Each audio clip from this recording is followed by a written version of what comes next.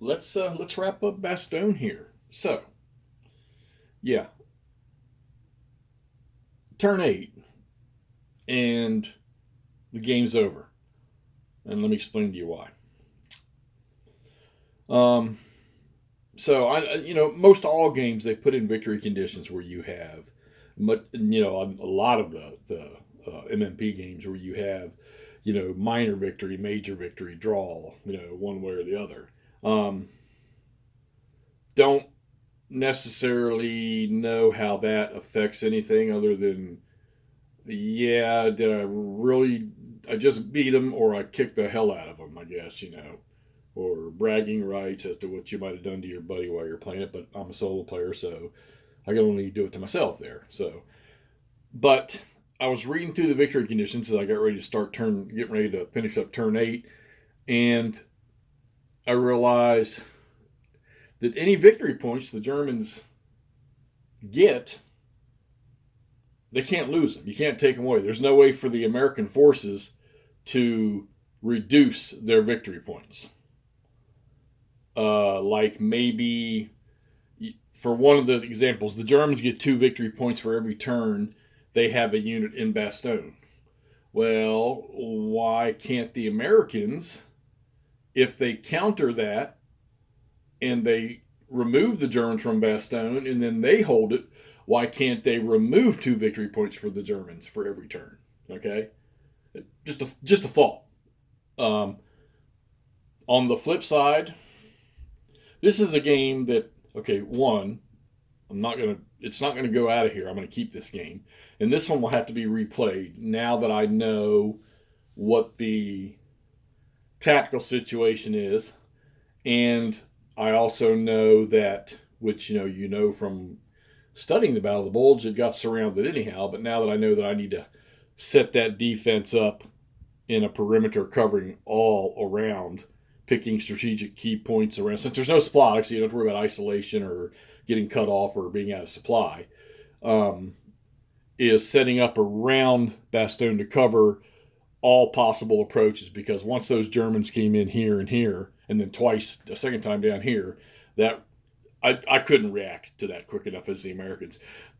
Not even sure if you could do it anyhow. But that being said, the defense strengths on, and I said this before, on most of the airborne stuff, they're 4s and 5s on their full side. So putting them in the woods or behind rivers or whatever, or in the towns or villages, you get double.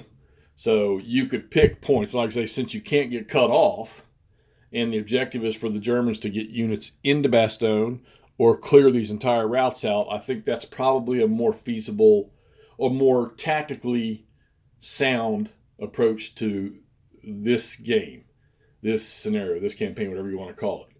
But the Germans are already at 15 points, which is a minor German victory. And, at the end of the turn, the odds of them being thrown out here are slim. They would be at 17, and then one more turn and they're going to be above 18. And they're probably going to clear out the North Route anyway. See, there's only one American airborne unit up there and they already own the route. So, granted, yeah, the Americans could have moved somebody into the road here and put somebody in villages, and that probably would have an effect. But not being able to reduce any of the German victory points, it's already a German win. There's no sense in continuing fighting this other than if I want to take it up to 18, which I think the Germans would probably get 18 because that northern route is 5 points. Yeah, Route A is 5 points. So that would take them to 20, even without 2 more in Bastogne. So you figure 2 more in Bastogne is going to be 17, and then 5 for Route A. If the game was over, that would be 22 points. That would be a major, major, major German victory. So fun. SCS plays well. This one was really fun. It's amazing that I've never played this. Wardrobe and McMurray, they've played it. I think McMurray's got it set up right now. Well, of course he does, because we did a video thing of it. But I think this is just my suggestion. When the airborne comes on, don't flood them to the front. All right.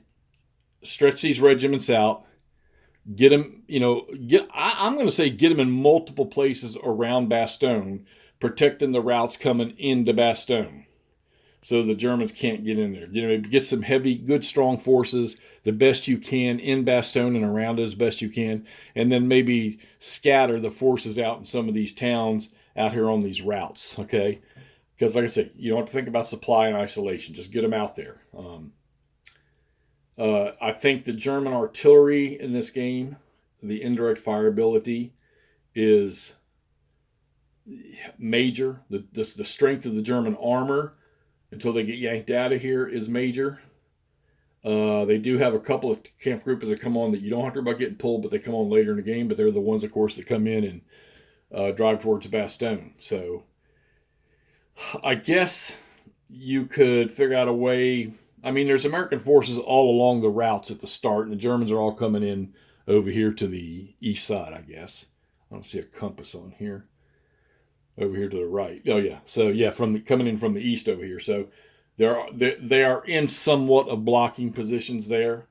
Although the first groups that come in on E could have come in down here on E and shot down these roads. The road march rule it's still a killer in this game, this system. But this one here, at least it has a bit of a change of pace. What I did find was, though, that whatever road type you're on, doesn't matter if you turn or not, you can continue to move on that road type until you either hit a unit or you change roads to go to a different road type. And like I say, you get 3 bursts of that in one move in road march. And then you get to do your regular move. But I don't know. That made this for an interesting game. It gave the Germans some tactical options here, or some good options too, which paid off because they got into Bastogne. So, all right. So, yeah, there you got it. When you do finally get air power for the Americans, hope that you roll high, because it's whatever you roll on the 1 6-sided dice. That's how many airstrikes you get, and they're powerful. Although the ones I got, all 5 of them failed, or 4 of the 5 failed, which hurt. Okay. So, and I was hoping at that time, when I hit all those airstrikes were here in Bastogne, that it would have not, because I swear I remember there's a rule that says the last step of a unit can't be destroyed by artillery. And I want to say I know that was in Day of Days, I'm pretty sure. But I looked all through the rules here and I can't find it in here, so they would get destroyed, But I was hoping the air power would do that, and they didn't. And by that time, their victory points had already gotten to a place where the Germans were going to win it regardless. So, yeah, no sense in, unless I want to see how many American paratroops I can destroy. There's no reason to carry this one on. 10-turn game, yeah, perfect amount of time. You got to put it's a real good test for the Americans, and what you do with the Germans initially, knowing you're going to pull 4 camp groups off the map that all have armor in them or mechanized stuff in them. But like I say, you're going to need 2 others to replace it. So, yeah, if you got it, get it out and play it. Definitely worth it. Very good SCS. We all know it's a great system. And this little Module 2 SCS is just another great addition to that system. All right, this is Hexy. Let me know what you think of Bastogne. And we'll talk to y'all soon on the next game.